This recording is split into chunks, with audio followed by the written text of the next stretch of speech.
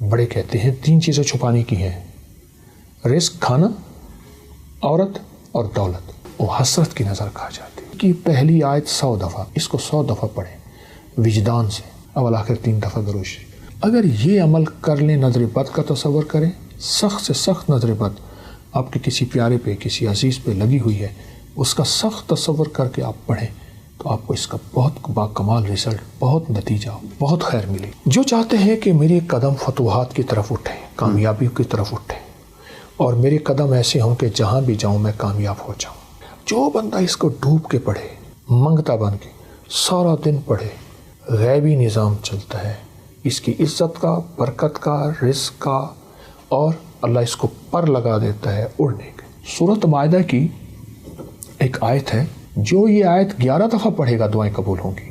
چونکہ میں بڑوں سے 4 درویشوں کی جوتی سیدھی کرنے کی کوشش کی ہے، ان بڑوں سے اجازت ہے، اور میں بحیثیت کوئی کامل وضیع اور بزرگ کی اجازت نہیں دوں گا، بحیثیت ڈاکیے کے میں اجازت دوں گا کہ مجھے بڑوں سے اجازت ہے، اور وہ میں اجازت دوں گا اپنے تمام وظائف کی.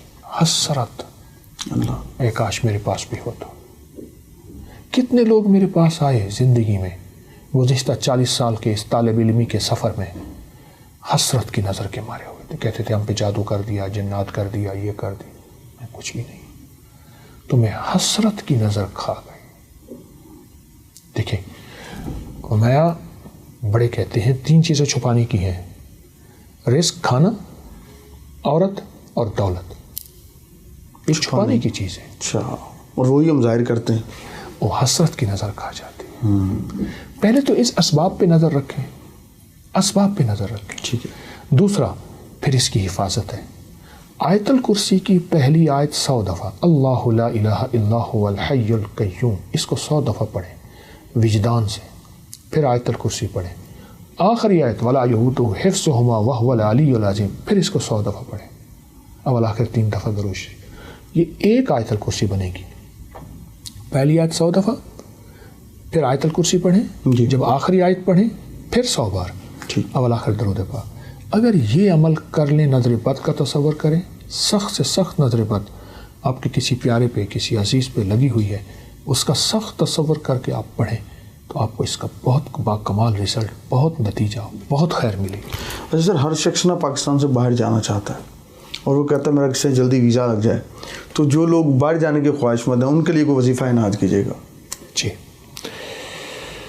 جو چاہتے ہیں کہ میرے قدم فتوحات کی طرف اٹھیں، کامیابیوں کی طرف اٹھیں، اور میرے قدم ایسے ہوں کہ جہاں بھی جاؤں میں کامیاب ہو جاؤں.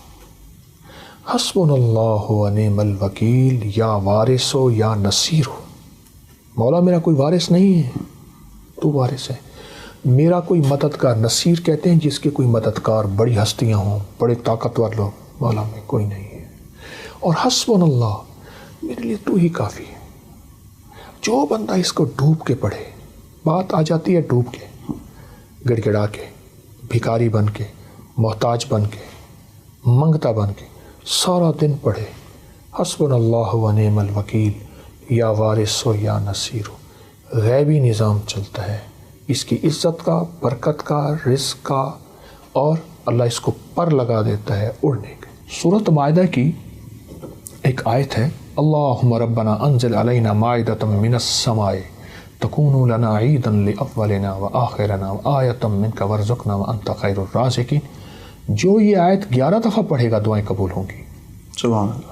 دوسری شادی کے حوالے سے ہر شخص کرنا چاہتا ہے کہ دوسری شادی کی جائے، اور ویسے بھی تحقیق آئی ہے کہ خواتین زیادہ ہیں اور مرد کم ہیں. تو شادی کے حوالے سے وظیفہ دے، دوسری کرنا چاہتا ہے، تیسری، اور پہلی تو والدین نے کر دی، اپنی پسند سے بھی کوئی کرنا چاہتا ہے، تو اس کے حوالے سے آپ کی کیا رائے ہے؟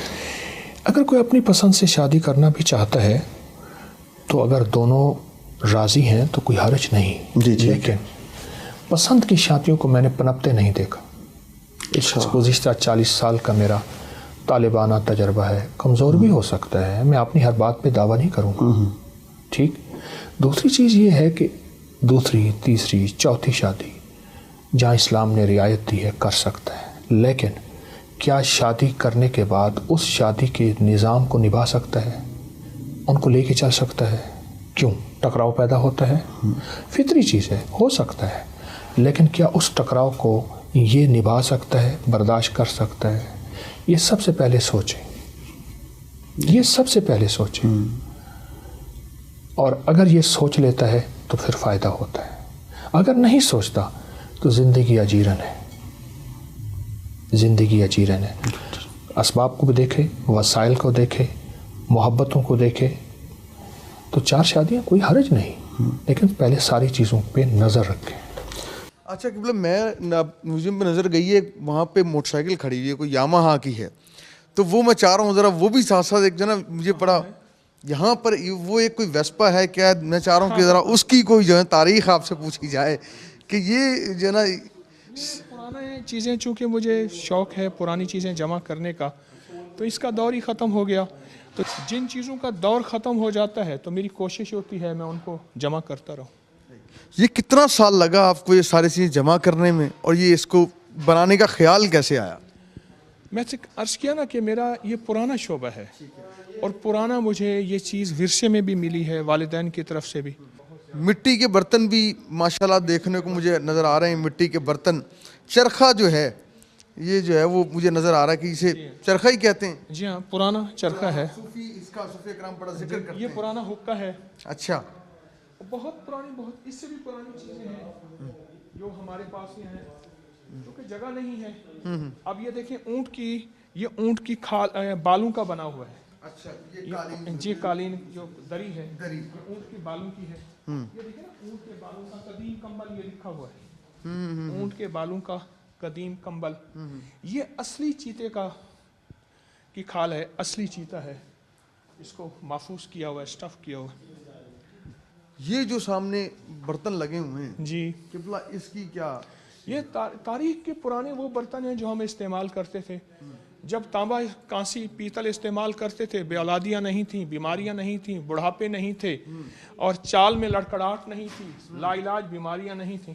جب یہ برتن ہم نے استعمال کرنے چھوڑ دیے تو ہم بیماریاں، پریشانیوں میں مبتلا ہو گئے۔ ایک طرف میں دیکھ رہا ہوں کہ یونیک پرانی چیزیں جی، جو جس طرح ٹیپ ریکارڈر ہے، ریڈیو ہے، پھر یہاں پہ ٹائپ رائٹر ہے، یہ ایک خاص ہی چیزیں، اور پھر شہداء کی تصویریں جو ہیں، یہ آپ کی ایک محبت پاک فوج سے، شہداء سے۔ ذرا میں چاہتا ہوں کہ یہ بھی جو ہے نا لوگوں کو نظر آئے کہ یہ خالی روحانیت کے ساتھ ساتھ جو ہے جس طرح آپ کی ایک محبت ہے اپنے میرے وطن سے، مجھے محبت ہے وطن کے ورثے سے، تو یہ چیزیں اس لیے میں نے سنبھال کے رکھی۔ یہ دیکھیں نا، یہ شہداء کی کیپ ہے، یہ ان کی پانی پینے کی بوتل ہے، اور یہ انہی کا صندوقچہ ہے پرانا۔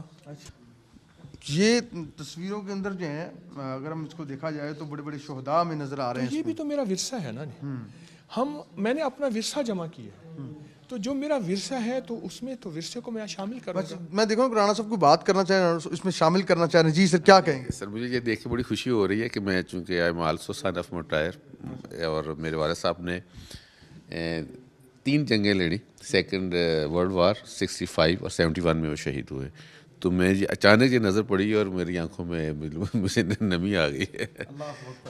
وہی دیکھا کہ آپ نے بڑی محبت سے ان تصویروں کو اٹھایا، اور یہ قبلہ کا بھی ایک محبت اپنے وطن سے، اپنی پاک فوج سے، اپنے جوانوں سے، اور اپنی چیزوں سے محبت جو ہے، اور وطن کی جو محبت، یہ بھی دین ہے۔ میرے سرکار نے فرمایا کہ یہ بھی دین ہے۔